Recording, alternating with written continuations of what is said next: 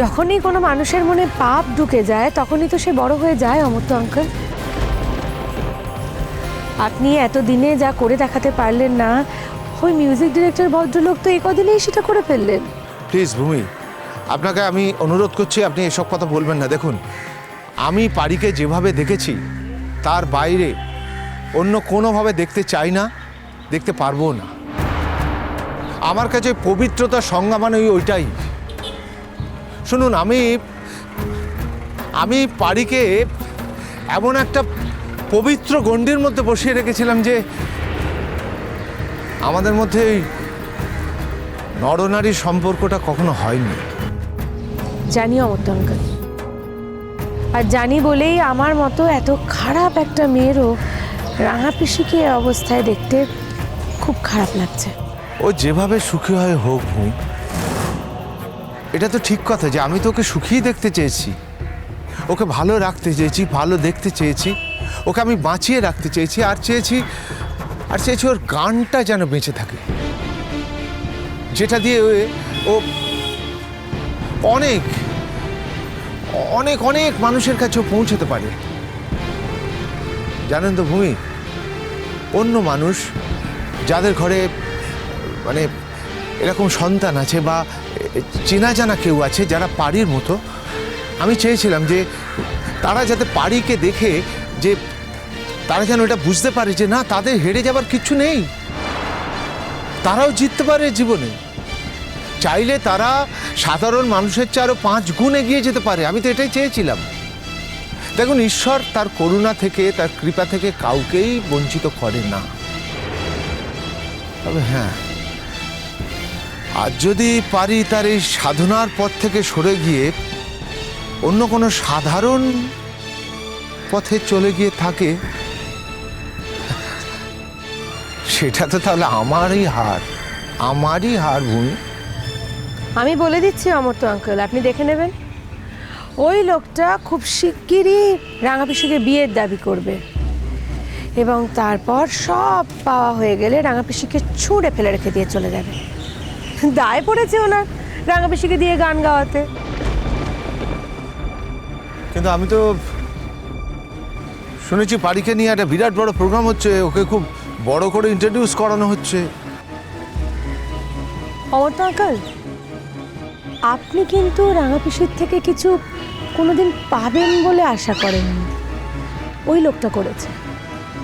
আর কিছু পেতে গেলে তো কিছু দিতে হয় অমর্ত্য আঙ্কেল। তাই ওই ফাংশনটা হলো একটা টোপ, যেটাতে বাড়ির সবাই একেবারে গলে যাচ্ছে। আচ্ছা, ওই সেদিন আমি চলে আসার পর পারি না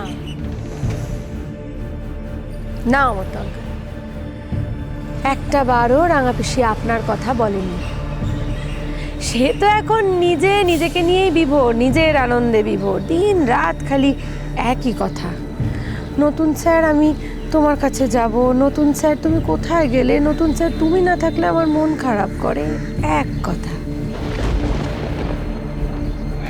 একদিন পারি তো আমাকেও এইভাবেই আটকে রাখতে চাইতো। ভূমির আর সব কথা যদি মিথ্যেও হয়, তা হলেও এটা তো সত্যি যে পারির মনে এখন আর তার স্যার নেই, তার বদলে এসেছে নতুন স্যার। অমর্ত্য আঙ্কেল, একদিন না একদিন হয়তো রাঙা পিসি আপনার কাছেই ফেরত আসতে চাইবে, কিন্তু সেই দিনে অন্তত আপনি আজকের দিনটার কথা ভুলে যাবেন না। ভুলে যাবেন না রাঙা পিসি এখন একটা নষ্ট মেয়ে হয়ে গেছে। ভূমি, আপনি চুপ করুন।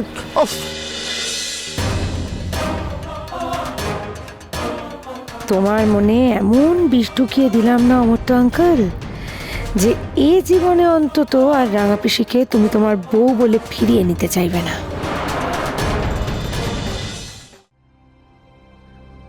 এসে গেছো?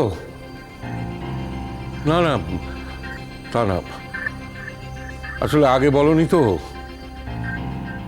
না না, ও আচ্ছা, আমি কি একটু বাড়ির বাইরে গিয়ে একটু এগিয়ে। ও আচ্ছা আচ্ছা, ঠিক আছে।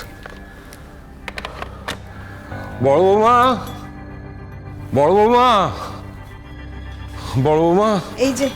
এই যে বাবা, আজকে আপনার চাটা দিতে একটু দেরি হয়ে গেল। এত ঘুমিয়ে পড়েছিলাম না, এত বেলায় ঘুম ভাঙলো, কি বলবো। এই নিন ধরুন। না না, আমি এই জন্য তোমায় ডাকিনি মা। আমি খুব বিপদে পড়ে অসহায় হয়ে তোমায় ডাকছিল। বৌদি কোথায়? সোনা জেঠি তো এখনো ঘর থেকে বেরোনি, বোধহয় পুজো শেষ হয়নি, চলে আসবে। কিন্তু কেন বাবা, কি হয়েছে? আমার খুব নার্ভাস লাগছে বড় বৌমা। কি হয়েছে বাবা? কি? বড় বৌমা, ও বড় বৌমা কোথায়? এই তো বড় বৌমা। ও বড় বৌমা, শোনো না, মেয়েটা তো কাল রাত থেকে মোটে কিছু খায় না কো। এরকম না খেয়ে থাকলে তো শরীর খারাপ হয়ে যাবে। আমি যে খেতে দেবো, আমার থেকে তো খাবে নে। হ্যাঁ, কি যে আমার সাথে আছে বুঝে নে বাবু। যাও না, যাও না, ওকে বুঝে সুঝে খাই, একটু ওষুধখানা খাইয়ে দাও না। যাও দেখি। যাচ্ছি, আমি দেখছি। বড় বৌমা, কি হয়েছে? হ্যাঁ, তোমার শ্বশুরের চোখ মুখ ভালো ঠেকছে না, কি হয়েছে? হ্যাঁ, কি গো, কি হয়েছে? না বলেও তো উপায় নেই, কোনো দিকে হাতে সময়ও নেই। কি যে করি এখন আমি। কেন, কি হয়েছে, কি হয়েছে? তো ফোন করলো নাকি? আমার তো ফোন করেছে। আরে বাবা, আমি তো দিন রাত ঠাকুর কাছে প্রার্থনা করছি, ও ঠাকুর, ও ঠাকুর, আমার তোর ভুলটা যেন বুঝতে পারে। বলো না, বলো না, ফোন করেছে, কি হয়েছে? সেরকম কিছু হলে তো সবচেয়ে বেশি খুশি হতাম আমি। সেসব কিছু না, সেসব তাহলে কিছু না। কি হয়েছে বলুন না বাবা, আমাকে বলুন। ও বাবা, একটু খবরের কাগজে প্রথম পাতাটা একটু দেবে, একটু চোখটা বুলিয়ে নেবো। আর বলো না বৌদি, সেই সকালবেলায় আজকে মানে কাজ পড়েছে আর কি, সেই রাত্রিবেলার আগে খবর কাগজ দেখতেই পাবো না, একটু দেবে গো। আমি সকাল থেকে কাগজ দেখিনি। তুমি ওটা নিয়ে নাও, পুরোটাই নিয়ে নাও। সকাল থেকে তুমি কাগজ পড়োনি? কি বলছো বাবা? তোমার শরীর টরীর ঠিক আছে তো? বাবা, আমার কাছে একটা ফোন এসেছিল।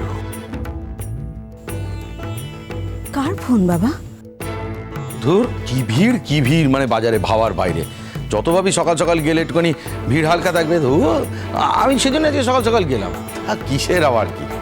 ও, সে পাড়ায় আবার একটা বিরাট বড় গাড়ি এসছে, মানে হ্যাঁ, বিদেশি গাড়ি আসে। মানে আমি তো এরকম গাড়ি আমাদের পাড়ায় কখনো দেখিনি। আর সে দেখার জন্য পাড়ার লোক কামড়ে পড়েছে গাড়ির উপরে। বিদেশি গাড়ি ঢুকে গেছে? হ্যাঁ, তো কার গাড়ি আমি জানি না, মানে কাদের বাড়িতে এসছে। কিন্তু ওই আমি তো শুধু ড্রাইভারকে দেখলাম, গাড়িতে আর কেউ ছিল না। আর যার গাড়ি তিনি নাকি মিষ্টির দোকানে গেছেন, তাকেও নাকি দেখার জন্য বিরাট ভিড় হয়েছে। কোনো দেশে রাজা টাজা এসেছেন হয়তো। আবার বৌদি, আচ্ছা আচ্ছা, চা দাও, ও তো মেজে বৌদি চা। হ্যাঁ, নিচ্ছি দাও। ও দাদা, হ্যাঁ রাখি, বাজারে রাখি। হাত ধুয়ে আসি। আমাদের পাড়ার লোক দেখলে হ্যাংলামো আর যায় না রে বাবা, সহ্য। নতুন গাড়ি এলো পাড়ায়, ঢুকলো না, সঙ্গে সঙ্গে পেছনে দৌড়াতে শুরু করলো লোকজন। কি যে দেখে ভগবান জানে। যদি কোনো নতুন লোক ঢোকে তাহলে তার রক্ষা নেই। যতক্ষণ না তার ঠিকুজি কুষ্টি সবকিছু জানা যাচ্ছে, ততক্ষণ তার পেছনে পেছনে লোক দৌড়েই যাবে। বলতেই শহর,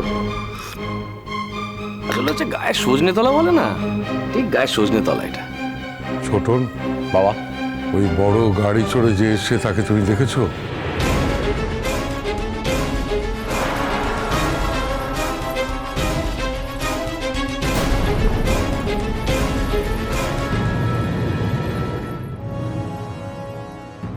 গদাই,